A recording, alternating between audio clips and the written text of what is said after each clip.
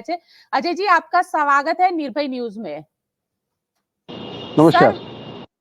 क्या लग रहा है, एग्जिट पोल क्या कह रहे हैं? एग्जिट पोल तो कह रहे हैं कि अभी जो हालात है, देखिए 2 एग्जिट पोल में शिवराज सिंह मामा जी को अच्छी खासी बढ़त दिख रही है, लेकिन कमलनाथ भी कहीं पीछे नहीं दिख रहे हैं। राजनीति क्या कह रही है मध्य प्रदेश की? देखिए, जो एग्जिट पोल सामने आया ना, वो एग्जिट पोल है नहीं लगता है, क्योंकि एग्जिट पोल में कहीं ना कहीं नंबर्स जो दिखाते हैं कि वो जीत के करीब होता है, लेकिन इस बार जो एग्जिट पोल आए हैं वो एग्जिट पोल ऐसे दिखा दिए कि दोनों पार्टियों की सरकार बन रही है। हालांकि कुछ एग्जिट पोल ने साफ दिखाया है कि 2003 में जिस तरीके से बीजेपी आई थी, 2023 में भी बीजेपी आएगी, लेकिन कुछ एग्जिट पोल ये भी दिखा रहे हैं कि 2023 में अब कमलनाथ की सरकार बनेगी। ये देखिए, लगातार पिछले 3-4-5 महीनों से लगातार ये चला आ रहा था कि सरकार अब बदलेगी, प्रदेश की जो जनता है वो परिवर्तन की बात कर रही है। उस परिवर्तन को बात को लेकर कहीं ना कहीं इस बात की आहट बीजेपी को भी थी, तो बीजेपी ने तो पहले लगातार उसको लेकर सर्वे भी कराया, कैंडिडेट उस तरीके के खड़े किए, लेकिन जो उन्होंने सोचा था कि हम सभी कैंडिडेट बदल देंगे, जहां जहां जो सर्वे में रिपोर्ट कह सकते हैं, जिनकी रिपोर्ट में कहीं ना कहीं माइनस मार्किंग हुई थी, उस माइनस मार्किंग के आधार पर कैंडिडेट बदलेंगे, तो वो सब जगह नहीं कर पाए। लेकिन फिर भी अब जो एग्जिट पोल आया है, उस एग्जिट पोल में देखिए कहीं खुशी कभी गम वाली बात है। तो कहीं कुछ एग्जिट पोल बीजेपी को खुश भी कर रहे हैं, कुछ कहीं ना कहीं ये दिखा रहे हैं कि वो रियलिस्टिक चेक करें कि कहाँ पे जो डेटा आ रहा है वो एकदम सही है। हालांकि कांग्रेस भी इसको लेकर लगातार चेक करेगी, क्योंकि कांग्रेस में भी नीचे लेवल तक कार्यकर्ताओं को इस बात के लिए जानकारी, इंफॉर्मेशन कलेक्ट कराई है कि कहाँ हम जीत रहे हैं, कहाँ हार रहे हैं। तो एग्जिट पोल जो अब तक जो समझ में आती स्थिति है, उसमें कहीं ना कहीं ये दिखाई दे रहा है कि अभी 50-50 की स्थिति में दोनों पार्टियां खड़ी हैं, क्योंकि एक तरफ तो शिवराज सिंह चौहान ने, कह सकते हैं मामा ने, लगातार जो प्रचार किया, क्योंकि पहले तो हो सकता है कि पार्टी के लेवल पर उनको दरकिनार किया गया था, लेकिन बाद में जब वो सितंबर में एक बार फिर सामने आए और प्रचार की कमान अपने हाथ में संभाली, तो लाडली बहना जो योजना जो है वो कहीं ना कहीं एक बड़ी लोगों कह सकते हैं कि वो एक पूरा चेंज है, कह सकते हैं कि पूरा चेंज किया उसने। और उसमें क्या उसकी वजह भी लोग मान रहे हैं कि जिस तरीके से वोटिंग हुई है, जो वोटिंग परसेंटेज सामने आया है, वोटिंग परसेंटेज लास्ट जो 2018 का वोटिंग परसेंटेज था उससे कहीं ज्यादा हुआ है, महिलाओं ने ज्यादा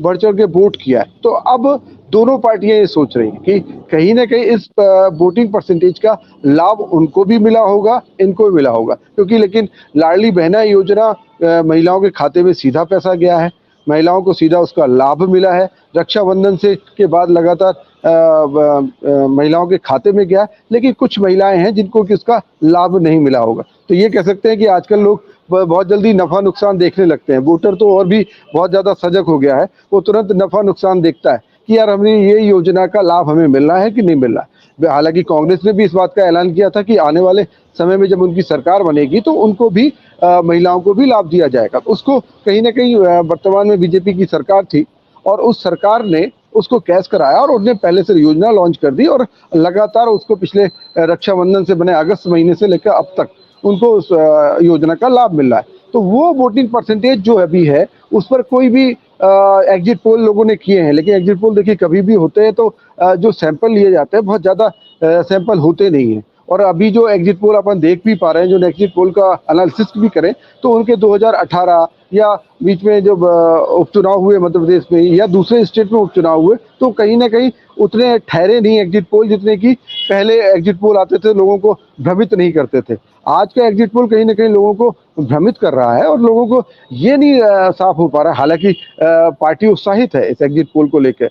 मुख्यमंत्री शिवराज सिंह चौहान ने वर्तमान में कहा कि वाह, हम तो इसी बात की कह रहे थे कि हमने काम किया है, कहीं कोई सरकार के प्रति कोई नाराजगी नहीं है, मुख्यमंत्री के खिलाफ कोई नाराजगी नहीं है और जनता ये चाहती है कि प्रदेश में बीजेपी की सरकार आए, शिवराज की सरकार आए। और जो केंद्रीय नेतृत्व बीजेपी का वो तो इस बात को भी कह रहा है कि मध्य प्रदेश के मन में मोदी है और मोदी के मन में मध्य प्रदेश है, तो वो भी एक कहीं ना कहीं स्लोगन चला है। लेकिन जो स्थिति एग्जिट पोल के बाद आई है, कांग्रेस लगातार इस बात को लेकर तैयार है कि वो सरकार बना रही है और उसको ये लग रहा है, ये जरूर कह सकते हैं कि पहले ये उम्मीद थी कि 130 के आसपास कांग्रेस की सीटें आ जाएंगी, लगभग 120 से 130 के आसपास आ जाएंगी। लेकिन अब कहीं ना कहीं ये लग रहा है कि सरकार बनाने जो 116 का आंकड़ा है उसके आसपास ही कांग्रेस की सीटें आएंगी। हालांकि बीजेपी भी इस बात को लेकर पूरी तरीके से कॉन्फिडेंट है कि उसको भी लग रहा है कि उसकी जो सीट्स हैं वो पहले की दफा से ज्यादा बढ़ेंगी। और इसमें जो एग्जिट पोल दिखाते हैं वो यदि उन एग्जिट पोल पर पूरा विश्वास किया जाए तो जो निर्दलीय हैं, जो लोग निर्दलीय रूप में सामने आए हैं, तो वो कहीं ना कहीं बहुत बड़ा रोल अपना दिखाने वाले हैं। तो उससे साफ समझ में आएगा कि एग्जिट पोल वाकई कितना सही साबित हुआ। लेकिन अभी तक दोनों पार्टियां कहीं ना कहीं अंदर खाने पर इस एग्जिट पोल पर बाइटें तो दे रही हैं, रिएक्शन तो दे रही हैं, बहुत भरोसा नहीं कर रही। जी, भरोसा नहीं कर रही है सर, लेकिन सवाल ये है कि क्योंकि आज कमलनाथ ने जो बयान दिया, कमलनाथ ने तो ये कह दिया कि सरकार तो हमारी ही बन रही है। मामा जी खुश है क्योंकि मामा जी ने एग्जिट पोल देखे हुए हैं। आपको क्या लग रहा है, आप ग्राउंड पर थे, आप जहां जहां पे गए तो वहां पे आपको क्या माहौल लगा, आपका आकलन क्या कह रहा है? देखिए, यदि हम मध्य प्रदेश को यदि करें तो मध्य प्रदेश बघेलखंड, बुंदेलखंड, ग्वालियर चंबल संभाग, मालवा निमाड़, मध्य और महाकौशल में बटा हुआ है। पिछली बार जो कांग्रेस बीजेपी की लगभग सीटें बहुत कम आई थी, मैंने उतनी नहीं आई थी जितनी कि सरकार के लेवल पे चाहिए थी, 108 के आसपास ठहर गई थी। और कांग्रेस भी 114 के आसपास आके ठहर गई थी। लेकिन कांग्रेस को जो नुकसान हुआ था वो बघेलखंड से नुकसान था। बघेलखंड में जो उनको उम्मीद थी कि बड़े लीडर्स जो वहाँ पे जो चुनाव लड़ रहे हैं वो जीत कर आएंगे। लेकिन इस बार उम्मीद है, इस बार जैसे पूर्व मुख्यमंत्री अर्जुन सिंह के बेटे हैं अजय सिंह राहुल, जो कि चुरहट से फाइट करते हैं, लगातार वहां से जीतते आ रहे हैं। पिछली बार वो चुनाव हार गए थे, लेकिन इस बार उम्मीद है कि वो वहां से चुनाव जीत जाएंगे। इसी तरीके से गणेश सिंह जो कि सांसद हैं और लंबे समय से सतना से सांसद रहे, लेकिन इस बार वो विधानसभा चुनाव सतना से लड़ रहे हैं, वो उनका ये मानना है कि वो वहां से वो चुनाव हार जाएंगे। तो ऐसे ही बघेलखंड से इनको बीजेपी को हो सकता है इस बार नुकसान होगा। ऐसे ही देखिए, यदि सिमरिया की सीट देखें, मतलब मैंने रीवा के अंतर्गत एक सिमरिया सीट आती है, उस सीट की बात करें तो वहां पे अभय मिश्रा चुनाव जीतने की तरफ दिखाई दे रहा है, जो वहां से लोगों से फीडबैक लिया, जो लोगों से बातचीत करी। ऐसे ही त्योथर की बात करें तो त्योथर में भी राम लखन सिंह के बेटे जो हैं वो वहां से चुनाव जीतने की तरफ बढ़। तो बघेलखंड से जो नुकसान हुआ था लास्ट ईयर कांग्रेस को, वो इस बार बढ़त दिखाई दे रही है। तो उससे साफ समझ में आ रहा है कि कांग्रेस की सरकार बनती है। लेकिन दूसरी तरफ जो बहुत बड़ा रोल होता है मालवा निमाड़ का, मालवा निमाड़ में इस बार बड़ी कांटे की टक्कर। कांग्रेस भी उतनी ताकत से लड़ रही है और बीजेपी भी उतनी ताकत से लड़ रही है। दोनों को यदि देखा जाए तो मेन फैक्टर जो जीत का जो वो कह सकते हैं, जो एग्जिट पोल के बाद जो मेन जीत निकल के आएगी, मालवा निमाड़ से किसने जीत हासिल की है, वहां से किसको बेटर सीट मिली है। पिछली बार की बात करें तो जब सिंधिया कांग्रेस के साथ थे तो ग्वालियर चंबल संभाग से कांग्रेस को अच्छी खासी सीटें मिली थी। लेकिन उपचुनाव में जब वो बीजेपी के साथ चले गए तो बीजेपी का संख्या बढ़ गई थी। लेकिन इस बार फिर ये माना जा रहा है कि वहां पे कांग्रेस और बीजेपी के बीच में कांटे की टक्कर हो गई। तो वो एक यदि बघेलखंड से यदि बढ़ेंगी सीटें तो वो जाके कहीं ना कहीं ग्वालियर चंबल संभाग में जाके वो सब सीटें बराबर हो जाएंगी। तो अब महाकौशल की बात करें तो महाकौशल में भी ऐसी है, यही स्थिति बनी हुई है। वहां पर भी जो चीजें निकल के आ रही हैं, जो लोग वहां से बातचीत कर रहे हैं, लोगों से, जो वहाँ के रिपोर्टर से या लोगों से हमारी बातचीत हो रही है, वो भी साफ बता रहे हैं कि वहां पे भी बीजेपी बहुत कंफर्टेबल जोन में नहीं है। वहां पर भी कहीं ना कहीं अंदरूनी विरोध हुआ है और उस विरोध का फायदा कांग्रेस को मिला है। कांग्रेस की तरफ से जो एक एक्टिवली प्रचार करना चाहिए, या कह सकते हैं कि थोड़ा सा और प्रोएक्टिवली काम करना चाहिए जिस तरीके से बीजेपी ने किया, क्योंकि बीजेपी तो पूरा संगठन यहाँ पे मौजूद था, उसने समय समय पर हर चीज की मॉनिटरिंग की है और लगातार नेताओं से संवाद करके कैसे जो विरोध कहना चाहिए एक नेगेटिव माहौल बना था उसको अपने पॉजिटिव में। तो ये कह सकते हैं कि बीजेपी ने जो मेहनत की थी उसकी वजह से ये कह सकते हैं एग्जिट पोल कह सकते हैं कि, क्योंकि एग्जिट पोल पे बहुत भरोसा कर सकते हैं, क्योंकि अपन लोग, यदि मैंने सैंपल लिया होता तो मैं भरोसा कर लेता कि मैंने किन किन लोगों से पूछा है। लेकिन जो आजकल सैंपल लेने का वो कवायद थी, कोई व्यक्ति चला गया तो उसने एक पर्टिकुलर एरिया पे लोगों से सैंपल ले लिया, एक विधानसभा के एक एरिया से सैंपल ले लिए, तो वो स्थिति हमको लगता है कि साफ अभी दिखाई नहीं देती। जी, अजय जी, एक सवाल मुझे ये भी सूझ रहा है, क्योंकि जिस तरीके से बीजेपी ने अपने केंद्रीय मंत्री को यहाँ पे चुनावी मैदान में उतारा, सांसदों को चुनावी मैदान में उतारा ना पड़ा, क्योंकि कहीं ना कहीं बीजेपी को लग रहा था कि बीजेपी इस बार अच्छी हालात में नहीं है मध्य प्रदेश में, और खास करके जो एंटी इनकम्बेंसी है मामा के खिलाफ, क्योंकि मामा को भी टिकट मिलेगी या नहीं मिलेगी उसको लेकर भी काफी असमंजस चल रही थी। और वैसे में जो हालात पैदा हुए, तो अचानक ऐसा क्या हुआ कि बीजेपी, सभी एग्जिट पोल तो आप कह रहे हैं कि एग्जिट पोल में इतना प्लस में नहीं है, लेकिन हाँ, चुनाव आते आते काफी बेहतर सिचुएशन में कैसे पहुंच गई? देखिए, बीजेपी ने बहुत तरीके से चुनाव को लड़ा है। बीजेपी ने संगठन लेवल पे लोगों को खड़ा किया है। संगठन लेवल पे खड़ा किया है। अपने बूथ लेवल के जो कार्यकर्ता थे उनमें एक कह सकते हैं कि बूस्ट किया है कि भैया सरकार कितनी जरूरी है। एक सरकार तो उन्हें बूथ लेवल पे कह सकते हैं बीडी शर्मा का बड़ा रोल है।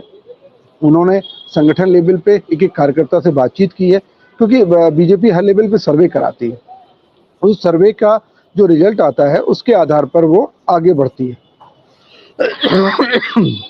तो जो उन्होंने सर्वे कराया, जो फीडबैक आया, उसके आधार पर उन्होंने देखा हम कहाँ कहाँ कमज़ोर हैं।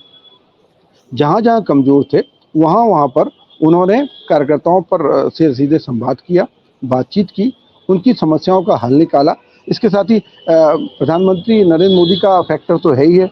जब मोदी जी जहाँ पे सभाएं करते हैं, जहाँ पे रैलियां कर लेते हैं, जहाँ लोगों के बीच चले जाते हैं, तो नेचुरली है कि वहाँ पे थोड़ा सा मोदी के प्रधानमंत्री मोदी के लिए एक पॉजिटिवनेस आती है, और जो जनता है वो कहीं ना कहती नहीं मोदी जी के लिए हम उनको वोट दे देंगे। तो बीजेपी ने इन सब चीज़ों का अच्छा उपयोग किया। और साथ ही ये योजनाएं थी, जो योजनाएं पहले था कि जब राष्ट्रीय नेतृत्व काम कर रहा था तो उसने सिर्फ केंद्र की योजनाओं की बात करी। जब देखा गया कि नहीं, जनता को चाहिए कि जनता किस तरीके से जो लोकल मैंने मध्य प्रदेश सरकार ने जो काम किए हैं उसको भी लेकर आना है, तो वो कहीं ना कहीं लगातार कार्यकर्ताओं ने, जो मंत्री लड़ रहे थे, जो सांसद लड़ रहे थे, उन्होंने केंद्र की योजनाओं के साथ साथ प्रदेश की योजनाओं की भी बात करी। उसकी वजह से कह सकते हैं कि एक माहौल बनता चला गया, और जो निगेटिविटी थी उसको कहीं ना कहीं इस पर उन्होंने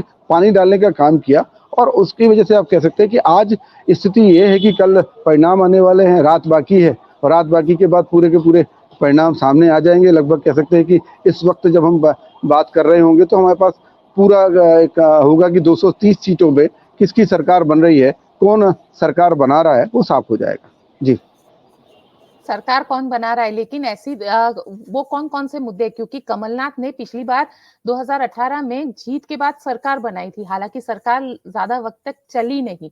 क्या उसका इम्पैक्ट भी इस बार वोटरों के दिमाग पे देखने को मिला था क्या आप लोगों को, जब आप चुनाव कैंपेनिंग वगैरह चल रहे थे तब गए, तो क्या मतलब वो वाला फैक्टर भी कहीं लग रहा है कि चलिए अगर सरकार बीजेपी की नहीं बनती है तो कुछ भी करके बीजेपी सरकार बना लेगी, ये वाला फैक्टर भी आप लोगों को दिख रहा है? वो भी है। देखिए, वो तो लोग सोचते हैं कि देखिए यदि बीजेपी 100 के ऊपर आएगी या 110 के करीब पहुंच जाएगी तो सरकार वो बनाएगी, क्योंकि निर्दलीय साथ में बीजेपी के आ ही जाएंगे, क्योंकि उनके पास देने को बहुत कुछ है। उनके पास केंद्र में भी जगह देने को है, उनके पास स्टेट में भी देने को जगह है। तो आजकल लोग बहुत लंबा पेशेंस नहीं है लोगों के पास कि वो लोग एक लंबे समय तक सोचे कि हमको इसी पार्टी के साथ रहना और इसी पार्टी के साथ आगे सरकार को जुड़े रहना है। वो तो ये देखते हैं कि कितनी जल्दी उनको हम विधायक बन गए और हमको इसका लाभ मिल जाए। तो ये तो एक फैक्टर काम करेगा, क्योंकि देखिए केंद्र में बीजेपी की सरकार है ना। उस सरकार की वजह से ही देखिए आप सिंधिया जी गए थे इसमें, बीजेपी में गए, केंद्रीय मंत्री बन चुके हैं, है ना। कई जगह अपन दूसरे स्टेट की बात भी करें तो वहाँ पे भी यही है। गुजरात की आप हालात आप देख ही रहे हो कि बहुत सारे विधायक जो थे जो कि कांग्रेस से जीते थे, धीरे धीरे उन्होंने रिजाइन किया और बीजेपी में शामिल होते चले गए। तो ये एक बहुत आजकल पिछले 20 सालों से इस तरीके की पॉलिटिक्स ज़्यादा दिखाई दे रही है। लेकिन अब ये है कि उनमें से कितने लोग कन्वर्ट होते हैं बीजेपी की तरफ, कितने लोग, क्योंकि बहुत सारे ऐसे भी लोग होंगे जो कि उम्मीद लगाए हुए थे कि इस 2023 के विधानसभा चुनाव में उनको टिकट मिलेगी, पर उनको नहीं मिली टिकट। लेकिन उन्होंने यदि मन में बना लिया होगा कि भाई हमको जीत के हम आ गए, लेकिन हम बीजेपी के साथ नहीं जाएंगे, कुछ भी हो जाए हम बीजेपी के साथ नहीं जाएंगे, तो फिर हो सकता है कि उसका कांग्रेस को फायदा मिल जाए। लेकिन यदि कांग्रेस के भी ऐसे बहुत सारे लोग हैं जिनको उम्मीद थी कि वो लगातार चुनाव जीत के आ रहे हैं, लेकिन इस बार उनको टिकट नहीं मिली है, तो वो यदि जीत के आते हैं तो वो भी, उन्होंने भी मन बना लिया होगा कि भाई इन्होंने हमको टिकट नहीं दिया था तो हम कांग्रेस के साथ नहीं जाएंगे। तो वो एक जो निर्दलियों का जो वो है ना, वो एक बड़ा फैक्टर होगा जो कि बात होगी। अब बात है योजनाओं की। तो देखिए दोनों ने अब योजनाएं दी हैं, क्योंकि राजस्थान में जो सरकार थी, राजस्थान की सरकार की जो योजनाएं जनता ने एक्सेप्ट की थी, वही पूरी की पूरी योजनाएं जो हैं कमलनाथ के मैनिफेस्टो में थी।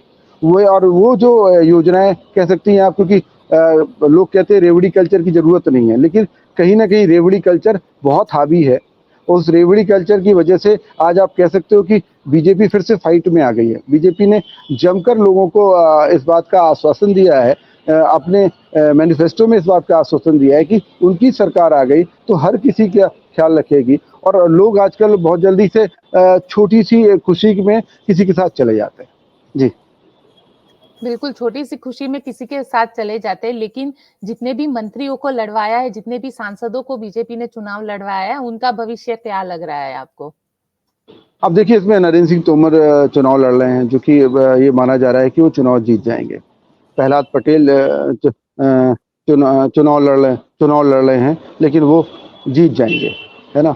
दो लोग तो हैं जो कि दिख रहे हैं कि दिख जाएंगे, लेकिन जो राकेश सिंह है जबलपुर से, उनका चुनाव फंसा हुआ है, क्योंकि उनके खिलाफ तरुण भनोट, जो कि पिछली सरकार में वित्त मंत्री थे, वो चुनाव लड़ रहे हैं। उनका चुनाव फंसा हुआ दिखाई दे रहा है। ऐसी गणेश सिंह की बात यदि हम बात करें तो गणेश सिंह खुद सतना से लंबे समय से, पिछले 3 टेन्योर से सांसद हैं, लेकिन इस बार उनका चुनाव भी फंस गया है, क्योंकि बहुत सारे लोग लगातार सांसद का चुनाव लड़ते लड़ते इस बात को लेकर आश्वस्त हो जाते हैं कि हमें विधानसभा का चुनाव नहीं लड़ना होगा। नीचे लेवल पे कहीं ना कहीं उनका विरोध होता है, तो वो विरोध कहीं ना कहीं गणेश सिंह को फेस करना पड़ रहा है। वो दोनों केंद्रीय मंत्री हैं, जनता से जुड़े हुए रहे हैं, लगातार जनता से संवाद करते रहे हैं, लेकिन गणेश सिंह का जो कह सकते हैं कि पॉलिटिकल वो है स्थिति है, वो सतना से ज्यादा बाहर नहीं है, तो वो उनको हार का सामना करना पड़ेगा। दूसरी तरफ रीति पाठक की बात करें, जो कि सीधी से सांसद है, वो भी कहीं ना कहीं जो वहां से विधायक थे, उनको टिकट नहीं दिया गया। वो भी खुद बीजेपी से अलग होकर निर्दलीय के रूप में फाइट कर रहे हैं, तो उसका विरोध भी उनको करना पड़ेगा। फग्गन सिंह कुलस्ते हैं, जो कि खुद लगातार लंबे समय से सांसद रहे हैं, वो चुनाव लड़ रहे हैं, तो वो हो सकता है कि उनकी वो भी इस बार हार जाए। तो दो लोगों की जीत तो कंफर्म दिखती है कि नरेंद्र सिंह तोमर प्लस प्रहलाद सिंह पटेल, ये दो तो जीत जाएंगे। सांसद भी हैं, मंत्री भी हैं, लेकिन और सांसदों के जीतने पर सवाल है अभी। बिल्कुल, और सांसदों पे देखना बेहद दिलचस्प होगा। आज की रात तो किसी की भी बीजेपी या कांग्रेस, दोनों में से किसी भी नेता को नींद नहीं आने वाली है, अजय जी। बिल्कुल तो जी। कल दोबारा कल सुबह जब चुनाव के नतीजे आना शुरू होंगे, तो हम दोबारा से चर्चा करेंगे इसी मुद्दों पर कि क्या-क्या फैक्टर रहे, किसकी जीत होती है, किसकी हार होती है। अभी आप हमारे साथ जुड़े, इसके लिए आपका बहुत-बहुत शुक्रिया। धन्यवाद।